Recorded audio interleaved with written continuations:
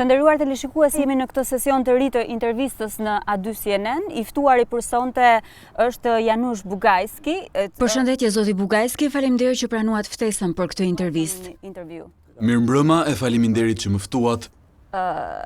Zoti Bugajski është I mirënjohur për analizat e tij, ekspert I çështjeve të rajonit, gazetar dhe e kemi me interes sonte në intervistë për të kuptuar këndvështrimin e tij lidhur me luftën Rusi-Ukrainë, por dhe impaktin veçanërisht të saj në Ballkanin Perëndimor. So, Mr. Bugajski, Russian President Vladimir... Thirrjet e presidentit rus Vladimir Putin për mobilizim të pjesshëm kanë krijuar një përshkallëzim të situatës mes Rusisë dhe Ukrainës. Çfarë pritet në vazhdim? A është kjo një shenjë se Putini po e humbet luftën, apo më e keqja nuk ka ardhur akoma? Sa të rrezikshme janë kërcënimet bërthamore në këtë situatë? Well, to start at the beginning, I think Putin has been escalating from the beginning. Unë mendoj se nga Putini ka pasur përshkallëzim që në fillim. Ky s'është përshkallëzim I madh, sepse që të mobilizosh çdo sasi njerëzish, duhet kohë, armë dhe strategji. Duhen edhe zyra. Rusët kanë humbur mjaft të tilla në Ukrainë. Them se ky mobilizim I pjesshëm vjen nga dëshpërimi. Tregon që operacioni special ushtarak ka dështuar. Forcat ruse kanë humbur territor. Ukrainasit janë forcuar nga organizata, armë, motivim, gjë që rusët se kanë. Them se është veprim dëshpërimi që do të jap pasoja dhe Putinit në Rusi. Për sa I përket mundësive bërthamore, kërcënimeve bërthamore që ka bërë Putini, s'mendoj se janë realiste. S'besoj se në Kremlin janë xhihadist bërthamor. S'do të bëjnë vetvrasje bërthamore. Presidenti Biden e bëri të qartë që çdo njeri luftë me armë bërthamore dhe Rusia do të shkatërrohej brenda orës. S'ka gjasa të hedhin armë bërthamore në perëndim, dhe po të hedhin armë bërthamore taktike në Ukrainë që është e mundur, NATO-ja do të reagonte. Jo patjetër me armë bërthamore, por duke shkatëruar forcat ruse në Ukrainë. I think NATO would also react, not necessarily by nuclear, but by destroying Russian forces in Ukraine. Ka ndodhur disa protesta pas thirrjes së Putinit. A mund të flitet për një rezistencë më të fortë ndaj tij në Moskë? Yeah, there are protests. I mean, we'll see how it develops. They're not very well organized. Ka protesta, do të shohim si do të zhvillohen. S'janë të mirë organizuara, kryesisht spontane. Mendoj se duhet të vëzhgojmë jo vetëm Moskën e Shën Peterburgun, por rajonin, sepse disa rajone kanë dhënë më shumë ushtar që mund të vdesin në Ukrainë se qytetet më dha. Do të vëzhgoja rajonet për të parë nëse protestat nisin dhe vazhdojnë atje. Protesta është njëra anë, por është edhe konflikti mes elitave. Si të përshkallëzohet lufta apo të ulet agresioni? Çfarë do të thotë fitore? Në ç'pik mbaron konflikti? Mendoj se ka shumë konflikt edhe midis elitës ruse, si dhe në pjesën tjetër të publikut. A janë shqetësuese në fakt organizimet e referendumeve në territorin Ukrainas? Referendums are a joke. I mean, I could organize a referendum here. Referendumet nuk janë serioze, është si të bësh një referendum këtu e të pyesësh në duan të jenë të pavarur. Marrëzi. Shumica ose s'do të marrin pjesë ose kanë ikur. Rusët nuk kontrollojnë as të gjitha rajonet, por vetëm thonë se e bëjnë. E gjitha bëhet nën presion, me armë. Po sfirmose, humbet punën. Nuk është serioz, është referendum tipik sovjetik. Janë të rreme dhe s'kan asnjë vlerë, janë të paligjshme. Let's talk for the impact of this war in our region, Western Balkans. The war in... Lufta në Ukrainë ka krijuar një tjetër situatë geostrategjike edhe në rajonin ton. Nga njëra anë ekziston rreziku I një lufte të re, por nga ana tjetër ekziston dhe mundësia që perëndimi të nxjisë zgjidhjen e konflikteve të mbetura pezull. Nga anon më shumë peshorja sipas jush? Which way do you think the scales tip more? Well, I'm hoping that we realize that the situation remains tense. Shpresoj sepse ne kuptojmë që situata mbetet e tensionuar dhe e rrezikshme. Është shumë e rëndësishme të sigurojmë që të fitojë Ukraina. Po të humbas Rusia, do të bjerë dhe ndikimi I tyre në Ballkan. Duhet të përqendrohemi dhe te rënja e problemit. Bota serbe, serbianizimi I butë që po reklamon Vučići dhe Beogradi, si të mos lejohet destabilizimi I zonës. Njohje e ndërsjell. Nëse jo me njëherë, të paktën sipas një plani të mëtejshëm. 5 shtetet e BE-s duhet të njohin Kosovën si të pavarur. Duhet të merren hapa për antarësimin e Kosovës në NATO, Pastaj, sigurisht, duhet forcuar pjesa tjetër e rajonit. Duhet që qeveria e ardhshme e Malit të Zi të mos ketë nacionalist serb që korruptohen nga Moska. Të sigurohen që opsioni pro-perëndimit në Mal të Zi, që është më i fortë se ai pro-serb, të mbështetet nga SBA dhe komunitetin ndërkombëtar. Dhe Bosnia ka nevojë për një reformë të madhe, që një grupim të mos bllokojë vendimet për të gjithë shtetin. Ka shumë punë për të bërë, por është e nevojshme. Bosnia needs major reform to make sure that the system isn't based on one entity blocking decisions for the entire state. So it's a lot of work to be done, but that's necessary. Situata mes Kosovës dhe Serbisë ka qenë e trazuar pas tensioneve të krijuara për çështjen e targave. Bisidimet që pasuan treguan se perëndimi po synon të jap një zgjidhje përfundimtare. Ju si e shihni planin franko-gjerman që thuhet se i është ofruar Kosovës dhe Serbisë për marrëveshje? Opinion on that. And do you think what you say before is a realistic scenario in the near future? What I've seen of the Franco-German plan, it's a little bit vague. Plani franko-gjerman është pak i paqartë me çka mparë. S'jam i sigurt se ç'duhet të bëjë Serbia. Do të preferoja të shihja një plan që me një datë të sigurt Kosova do të njihet, përndryshe do të ketë pasoja diplomatike dhe ekonomike. Në Beograd është një qeveri që po pengon jo vetëm hyrjen e Kosovës në institucionet ndërkombëtare përfshi BE-n, por kemi të bëjmë me një vend që lejon ndikimin negativ rus në rajon. Është një përcjellës i subversionit rus në Ballkan. Kjo është Serbia dhe Beogradi. Duhet vepruar për këtë duke u siguruar që çdo plan midis Kosovës e Serbisë të jetë i zbatueshëm, me datë të sigurt dhe pasoja konkrete po të mos realizohet. Përndryshe këto plane, Vučić është mjeshtër për t'i vënuar gjërat. I trazon, i ndot, nuk bie dakord me asgjë dhe nuk zbaton as gjërat për të cilat ka rënë dakord. Muddling things up and muddying things and basically not agreeing to anything or implementing even what he's agreed to. Yes, and it's a clear declaration of him and not... Ka dhënë një deklaratë të qartë edhe pse s'është diçka e re. Vučić s'do ta njoh kurrë pavarësinë e Kosovës. Independence of Kosovo. No, I mean, look, even in the United Nations, he's... Edhe në OKB ka deklaruar, përfytyroni e ka krahasuar Serbinë me Ukrainën. Do me thënë që Serbia është sulmuar nga NATO-ja, një lloj si Ukraina nga Rusia. Realiteti ka treguar që s'ka njohur gjenocidin, s'ka njohur Kosovën si shtet e pavarur, dhe që promovon destabilizimin në rajon. And that he's promoting instability in the region. Yes, but we can feel that something is happening. These days, Prime Minister... Por ndjejmë që po ndodh diçka. Kryeministri i Kosovës erdhi urgjentisht në Tiranë në një takim kok me kryeministrin Rama. Miroslav Lajçak i BE-s vizitoi edhe Kosovën dhe Serbinë në mënyrë të papritur. Mendoni se ka tensione apo po shkojmë drejt një zgjidhjeje? Apo kërkon perëndimi një zgjidhje më të qartë tani? Is the West asking a clear solution now, not delaying? Yeah, I think there is evidently pressure on both. Mendoj se ka presion si për Vučićin ashtu edhe për Kurtin për një lloj zgjidhjeje. Presioni mbi Kurtin është për asociacionin e bashkive serbe në Kosovë. Dhe parlamenti më parshëm kosovar bëri gabim të madh që ra dakord me këtë pa parë kushtetutën, pa studiuar pasojat. Checking with the constitution without exploring what consequences it would have if it was implemented. E konsiderojnë shtet brenda shtetit në Kosovë. Yeah, in other words, I think that's what the pressure is most. Ky besoj se është presioni mbi Kosovën. Kurtis duhet të lërë hapësirë këtu. Është mirë të decentralizohet Kosova, por jo mbi baza etnike. Shkon kundër parimeve që mbajmë të shtrenjta. Të ndash vendin sipas etnisë. Shikoni ç'ndodhi në Bosnjë. S'duam që Kosova të bëhet një Bosnjë tjetër. Presioni mbi Vučićin është plani franko-gjerman, ndoshta, por siç thash më parë, është shumë i paqartë se çdo të thotë konkretisht. It's so vague. What does it mean in practice? Yes. Several incidents have been recorded. Në Shqipëri janë regjistruar disa incidente pasi disa shtetas rus janë kapur pranë objekteve ushtarake. Dyshohet për spionazh ndërsa hetimet vazhdojnë. Sa e rrezikuar është Shqipëria në këtë situatë dhe si e shihni rolin e saj në vazhdim? Its role going forward. Yeah, I think Russia obviously is trying to subvert the entire Balkans and to keep it unstable, unsettled, unpredictable. Mendoj se Rusia po përpiqet të trazojë Ballkanin e ta bëjë të paqëndrueshëm, të paparashikueshëm. Në Shqipëri kanë shumë pak mënyra. S'kan parti që t'i mbështesin, s'kan media proruse, s'kan kisha proruse.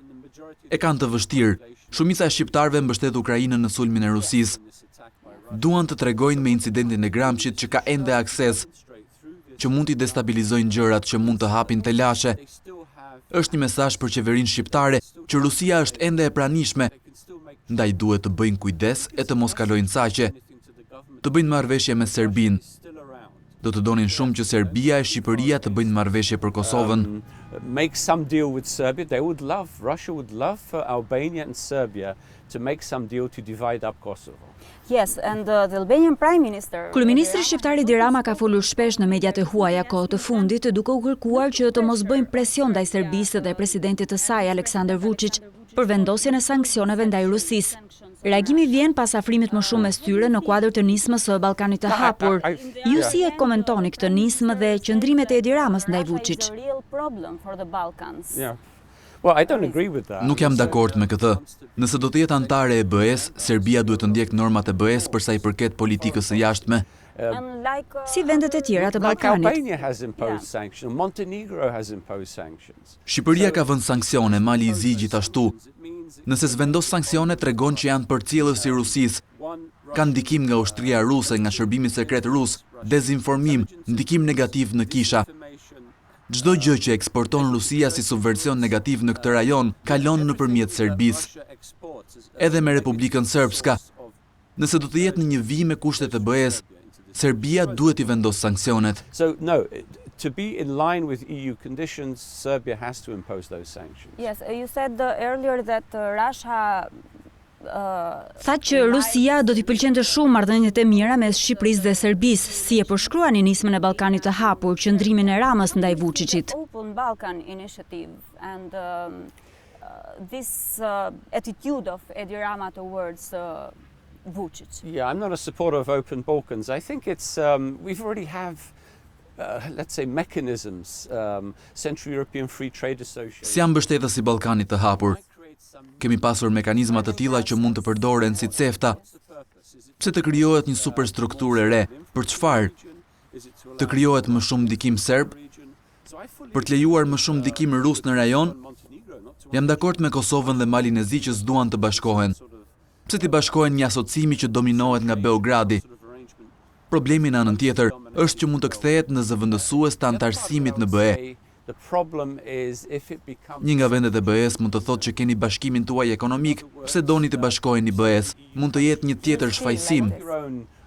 Free trade and arrangement, economic arrangement here, why would you want to be part of the European Union? It could be another excuse. Është e njëjta gjë si tregu i përbashkët rajonal. Market. Look, it's the region doesn't have that many. Rajoni s'ka shumë njerëz, është treg shumë i vogël. Duhet të futet në tregun evropian e botëror. Çdo gjë që e pengon këtë është negative. Në një koment para pak ditësh ju shpreheni se Ballkani i hapur është një projekt i Serbisë nga i cili përfiton Rusia. Pse e thoni një gjë të tillë?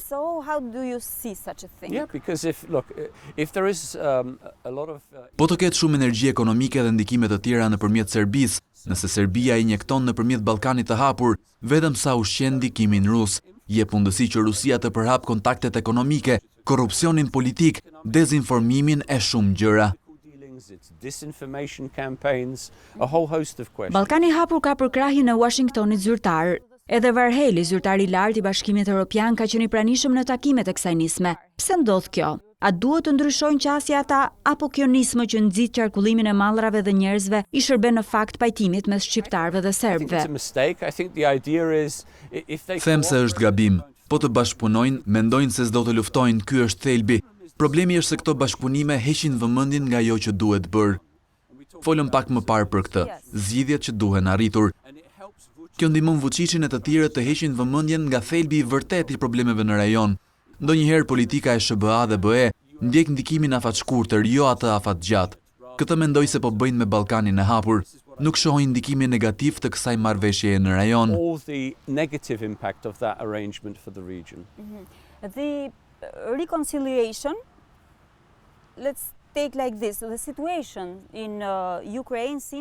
Situata në Ukrainë duket se ka rrëzuar tezën se pajtimi dhe paqja do të vijë përmes marrëdhënieve të ngushta ekonomike. Ekspertët thonë se duhet punuar më shumë për demokratizimin. Kohët e fundit demokracia ka njohur rënje në botë dhe autokratët janë në rritje. Sa shqetësuese është kjo gjë për ju?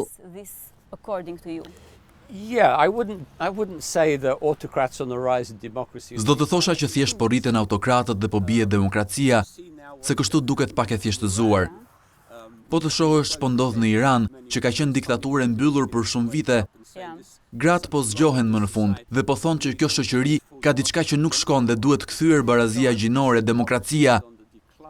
S'do të thosha që demokracia po bie, por është sfiduar fort dhe ka pasur regjime të forta nga shtete të fuqishme si Kina, që janë përpjekur të gjenerojnë rrymat antidemokratike, edhe Rusia, por dhe Rusia vetë pritet të ketë ndryshime të mëdha në të ardhmen. Mendoj se duhet të vazhdojmë me demokracinë. Megjithatë, ajo fushat duhet të bazohet në sigurinë e sovranitetin kombëtar.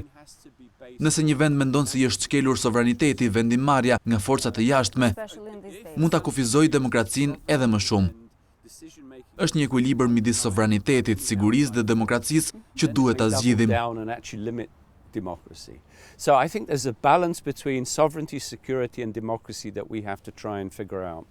Are we talking for the security? Albania has no... Shqipëria ka njohur disa sulme të rënda kibernetike nga Irani.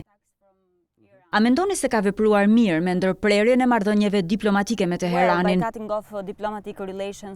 A rrezikojmë akoma më shumë pasi jemi ekspozuar me strehimin e mujahedinëve iranian?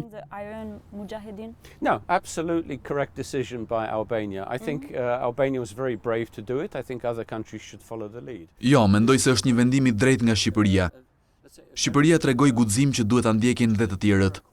S'është thjesht regjim fundamentalist klerik, por një diktaturë shumë mizore. Azgjëson armiq dhe jashtë vendit. Mujahedinët, një forcë demokratike jashtë vendit, duhet të ndihmohet. Irani do të përballet me ndryshime të mëdha në atë që ka qenë një pauzë e diktaturës, nëse mund ta quaj kështu. Kam shumë besim te iranianët, janë shumë demokratë, shumë pro perëndimit, sidomos brezi i ri në qytete të mëdha. Duan më shumë një sistem pluralist dhe demokratik në vend, që të mos jetë izoluar nga bota dhe nga perëndimi. Mendoj se Shqipëria mori vendimin e duhur. That isn't isolated from the world, isn't isolated from the West. So I think Albania made the right decision. Is it correct or is an exaggeration if we say that the events in Ukraine and Iran cyber attacks... Ngjarjet në Ukrainë dhe sulmet kibernetike të Iranit kanë shkaktuar dyshime se stabiliteti në Shqipëri do të vazhdojë të jetë më i rëndësishëm se demokracia. SBA dhe BE kanë vendosur fokusin e tyre vetëm tek reforma në drejtësi. A duhet investuar më shumë nga perëndimi tek demokracia, apo reforma në drejtësi do i zgjidhë edhe problemet me demokracinë? Or will the justice reform also solve the problems with democracy? Well, it's a complex question. I mean, look, in the early days when Albania was building a democracy, I think we could be much more involved to help build those institutions and parties. Është pyetje komplekse. Më parë, kur Shqipëria po ndërtonte demokracinë, mund të përfshiheshim më shumë për të ndihmuar me ndërtimin e institucioneve dhe të partive. Shqipëria ka një demokraci të pjekur tani, me probleme. Në Europë ka shumë të tilla, si Hungaria, Polonia, madje dhe Serbia. Duhet të ketë ekuilibër midis ruajtjes së sigurisë, stabilitetit të institucioneve, por të këmbgulet për rend ligjor dhe ndarje të politikës nga bizneset. Pra, të kufizohet korrupsioni. Mendoj se janë sfidat më të mëdha për çdo vend të rajonit. Shqipëria duhet ta bëjë punën vetë. S'mund të vijë Amerika ta shndërrojë vendin në demokraci moderne. Dhe Amerika ka problemet e veta dhe nuk e ndihmon njeri. E njëjta gjë vlen me Shqipërinë. Nobody's helping. So the same with Albania. Yes, but Albania did not register a rotation of power last year and the opposition... Shqipëria nuk regjistroi një rotacion pushteti vitin e kaluar dhe opozita është duke njohur ditë të vështira. Kryetari i rikthyer i Partisë Demokratike Sali Berisha është shpallur i padëshirueshëm nga amerikanët dhe britanikët. Si shihni këto vendime të aksit anglo-amerikan që prekin opozitën në vend? Yeah, I'm not in favor of this persona non grata because why pick on one particular individual? You know, we know that some of the accusations against S'jam në favor të shpalljes non grata. Pse kapen me një individ në veçanti? E dim që disa nga akuzat ndaj Berishës mund të vlejnë dhe për politikanë të tjerë. Pse zgjedhin kryetarin e një partie? Kështu veçon një pjesë të shoqërisë shqiptare, gjë që s'është ide e mirë. Nëse do ta bësh, bëje duke i prekur të gjithë. Nëse s'do ta bësh, ushtro presione të tjera. Mendoj se do të ishte zgjidhja më e mirë.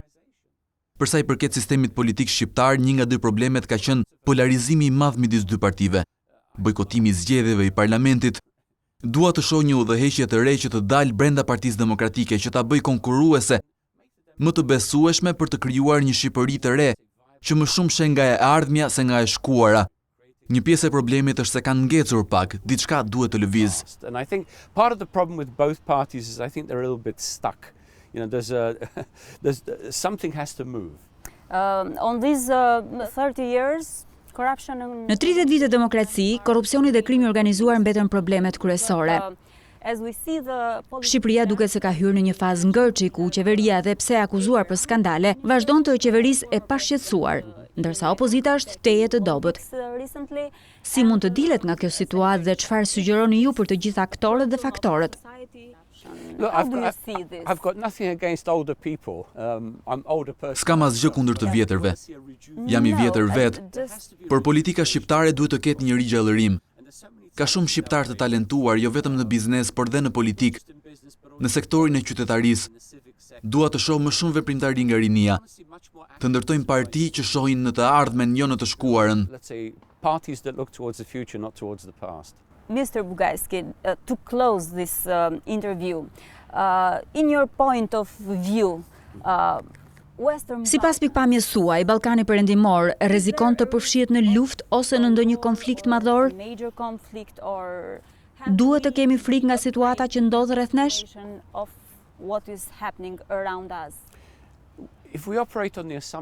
Po të veprosh me amendësimin që ka rrezik lufte dhe mendoj se ka, duke parë mosmarrëveshjet e shumta midis Malit të Zi, Bosnjës, Kosovës e Serbisë, mund të ndizen në një farë mënyre. Nuk pres luftën që dëshmuam në vitet 90, por konfliktet rajonale janë të mundshme, si të parandalohet. Po të punojmë me amendësimin që është e mundur, apo të shohim provat, duhet të sigurohemi që të gjejmë zgjidhje afatgjata që ta parandalojmë. Yes, and you mentioned them before, all of them, but as we see Kosovo and Serbia, I përmendët, por nga çfarë shohim në Kosovë dhe Serbi, a janë një zëri Shtetet e Bashkuara të Amerikës dhe Bashkimi Evropian në lidhje me vendimet? Në Kosovë mendohet se zgjidhjet më të mira në fakt vijnë nga Shtetet e Bashkuara. The best solutions comes from United States for them. Well, let's put it this way, there is more trust in the United States because Ka më shumë besim te SBA sepse nuk ka ndonjë fitim në këtë mes. Çdo vend evropian ka një lloj historie me rajonin. Duhet të merren dhe me më shumë lloje zgjedhësish. Ka më shumë dyshime që të jenë duke parë interesat e veta, jo ato të rajonit. Amerika është asnjëanëse. Amerika do që çdo vend të jetë në NATO, në BE, të ketë marrëdhënie të mira me SBA-n dhe të largojë Rusin nga skema. Shumë e thjeshtë. Zoti Bugajski, shumë faleminderit për këtë intervistë. Ishim në intervistë me gazetarin, analistin, ekspertin e çështjeve të rajonit me Janusz Bugajskin.